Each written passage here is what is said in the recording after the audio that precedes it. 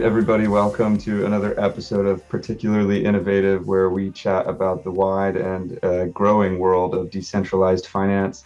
It's my pleasure today to introduce our guest, Tae Kim, who is the CEO of Kim Exchange on Mode and one of our newest partners at Charged Particles.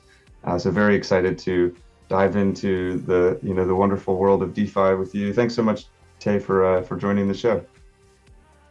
Oh, you're welcome. I'm honored to be part of your show and then honored to be a partner of Charged Particles. Right on. We're very excited. Over the course of this conversation, we'll chat a little bit about the Kim integration into our Web3 Packs product. But until then, I would love to just speak a little bit about Kim, for some of the viewers who may not be familiar with what you guys do, just to get a better sense of your platform. So could you give us just a brief overview of Kim and, what sets it apart from other decentralized exchanges in the DeFi space? Sure. Yeah, Kim Exchange, we're a modular AMM style DEX. So we don't use traditional order books, and we use mathematical formulas to price our assets, which makes it more efficient and effective for our users at the end of the day. I think the primary differentiating factor for us is that we strive to be the most incentivizing DEX around, especially on Mode. We are the native DEX on Mode, so we work really closely with Mode, as well as like the other protocols that are on Mode. We like to find out what each protocol's needs are and try to meet those needs as much as we can, to try to grow the ecosystem as a whole. Um, yeah, I think what we really try to do as well, other than just incentivizing users, is that we're working really closely with algebra and different like plugin developers to really like have like mini workshops, and come up with like different innovative and almost experimental type of instruments to help users gain the most incentives while the DEX can be sustainable, right? And so I think that's like a really big balance there, that a lot of these DEXs are trying to balance out, is that we want to incentivize as much as possible, but then not so much where we're going into the negative like every time, right? So I think we're trying to come up with like really good balance, and then also experimenting with our really close partners to come up with these products for everybody. Sure. Yeah, there's a couple of things in what you said there that I'd like to dig into a little bit. You talked about the modular design of Kim's AMM. Could you maybe explain, what the inspiration for that is, or maybe a little bit more about how that works, or and then, how does that modular design benefit the users and developers in the ecosystem? Yeah, that's a great question, actually. So, for the old heads out there, they're used to like Uniswap or like PancakeSwap, like these older, pioneering DEXs out there, right? And the issue with those types of DEXs, is that they're not modular, right? Which means basically, when they have an upgrade, it just takes a really long time, right? So like, just take Uniswap for an example. I think their last major upgrade was like 3 or 4 years ago, And in the crypto industry, as everybody knows, right? Like things are changing like every week, right? If things are changing like weekly or monthly, like these like really in rapid succession, right? And it takes like 3 or 4 years to just do an upgrade to catch up with the market or the industry. I feel like, they're way behind, right? And even, from what I've read and what I've seen, with Uniswap's new upgrade coming, I think sometime either this quarter or next quarter, it's still not as good as Ardex. It's still not as good as Ardex, right? Mhm. They're just barely catching up, right? And so by being modular, I think it's really important. If you think about it as like Lego pieces, we have the foundation and then we just start building on top of it, and then everything works like very smoothly, right? And if it doesn't work, and if it does, after some time, we figure out that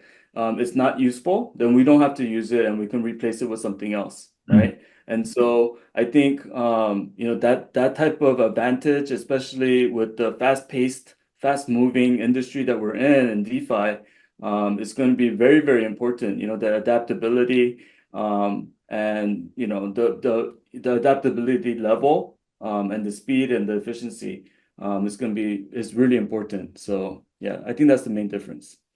Yeah, great. So being able to innovate quickly and keep up with all of the innovations and experiments and that sort of thing.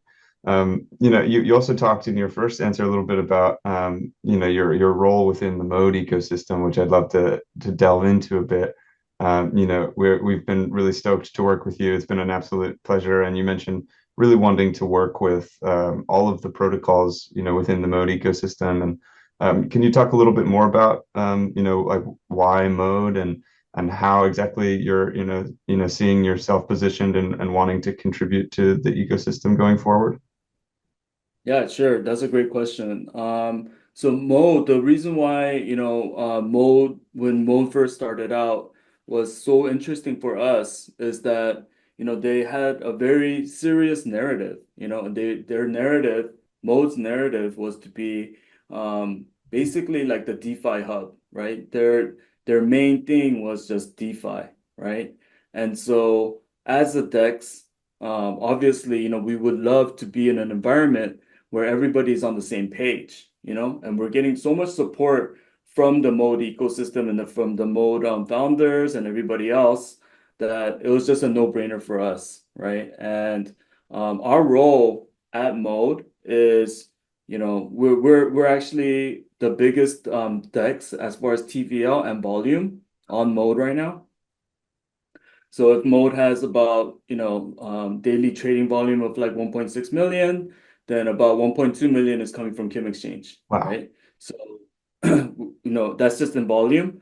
And then as far as TVL, with the recent market conditions and everything, our TVL kind of dropped, but, we're like usually around like 20 million, right? And Mhm. so, and that's not like bridged over or like bridged TVL. That's like actual organic, and we don't see it any of our LPs at all, right? So that's all organic as well. And then also, like what we want to, well, as a native DEX on Mode, what our role is to basically onboard all projects coming onto Mode, especially if they have a token.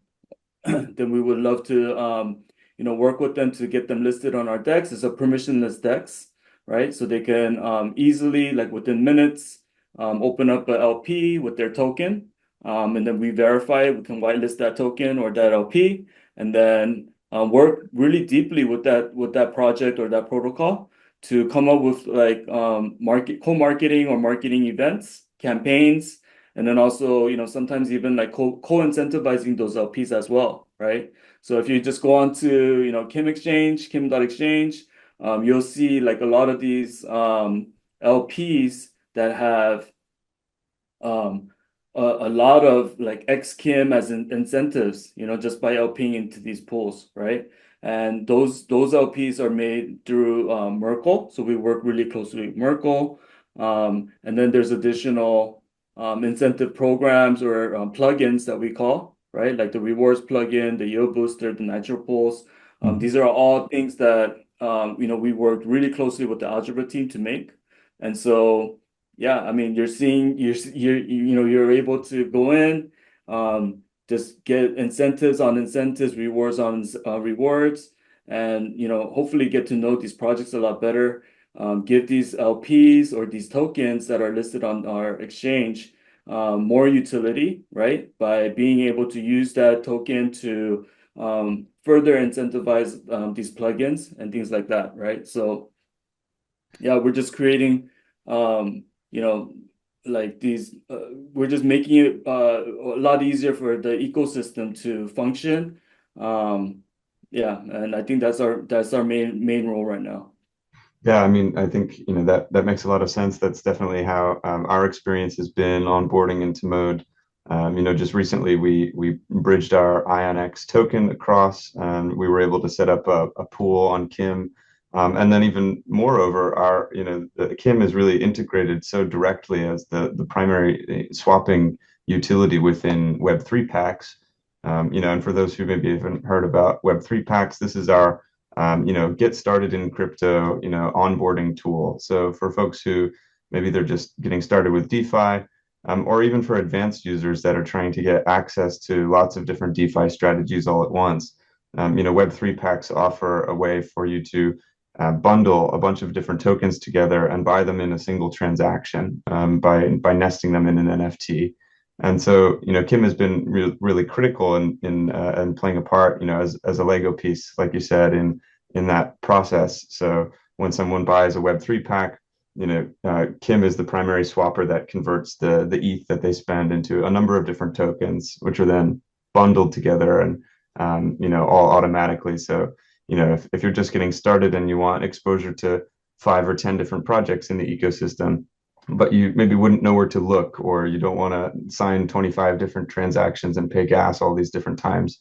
It's really like a seamless way to get onboarded, and Kim has been a crucial tool behind the scenes in making that a reality. So yeah, we're really excited for that. I wonder if you could, delving into Mode a little bit more. One of the things that we really love is that Mode is a part of the optimism, the super chain, and interoperability and a multi-chain world is something that we've always been quite passionate about. So I wonder if you could talk a little bit about cross-chain interoperability and what you think this will the role that it will play in the future of DeFi, and how do you see Kim and Mode and positioned within that multi-chain kind of world. Yeah, sure.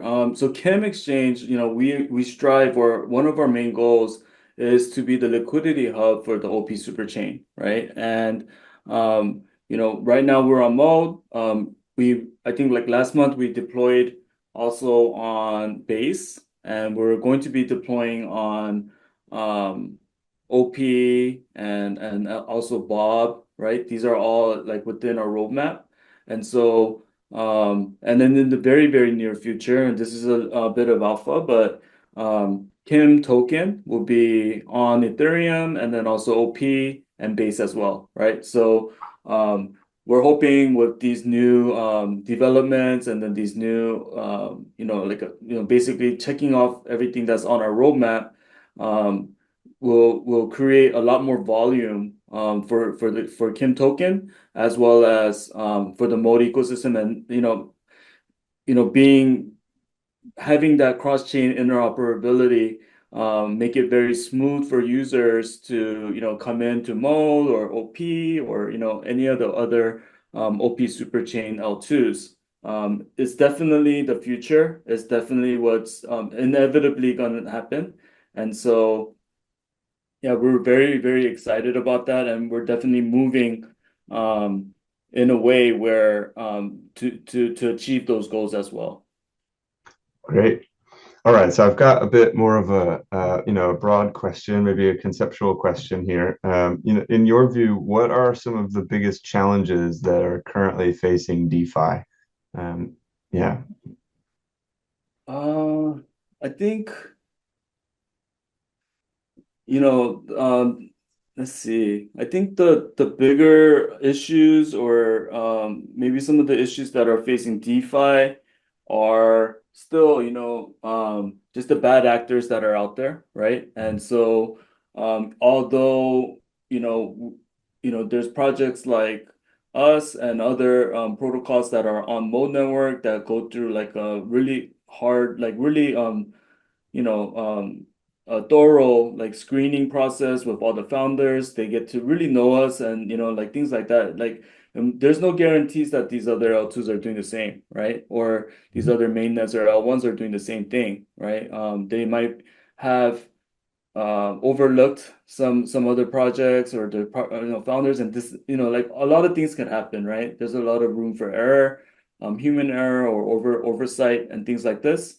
And so obviously with any other financial decision or any like decision that you have to make with your personal assets or your assets, you have to do your own research. I can't emphasize that enough. Even though the DEX interface might look like ours, or it may look like some like a trustworthy on the outside, but definitely, do your own research, find out who these guys are. Make sure you guys know what you're doing and who you're actually interacting with, right? I think that's really important. Um, you know, Even the most experienced people can get victimized in that way too. So, just be careful out there. I think that's the biggest problem. Yeah, I think education is a crucial thing, especially as we onboard more and more people, and as the world becomes more familiar with decentralized finance, that the pipeline from zero to experienced DeFi user needs to just be easy enough to use, but also just full of educational resources so that people can stay safe. Um, yeah, maybe just like one more sort of, thought leadership kind of question for you. When it comes to newer DeFi users, this is something I like to ask at the end of this show. If you could, speak, directly to someone who's just getting started with DeFi. Obviously, some of what you just said in terms of, taking care and really getting to know the ecosystems you're joining. Could you give any more kind of advice or specifics about like how to really get started and participate in this wonderful space that is decentralized finance? And or maybe tell them what DeFi means to you and what got you here. Yeah, sure. So I'm not going to give out like financial advice. This is not financial advice. This is, but what I would, if, how I started, I'll just say it like this, right? Like how I started into DeFi was, just it was like a lot of the like new technologies and like new ways of doing things is always interested me, that always sparked my interest the most. I didn't like the old way of doing it or the traditional things and like all of these things, right? Like I see my parents go through it, like a lot of things, right? Like and it doesn't work for a lot of people, to be honest, right?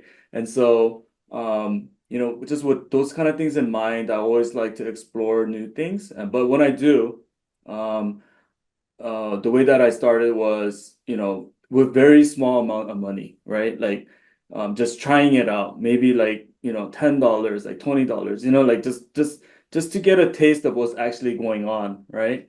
I wouldn't, I always felt really scared to like put in more than, like more than, like X amount of money, like more than like $100 or $1,000 or whatever, right? Like, I always felt really scared about doing stuff like that, right? So, I think that's a good way to approach these DeFi protocols is just to kind of, slowly get into it with like a small amount of money, money that you can definitely afford to lose. Maybe that's a better way to put it. Um, but yeah, I think I started out in like the crypto industry maybe like 4 or 5 years ago, and because I have like a strong accounting background, I have a accounting major.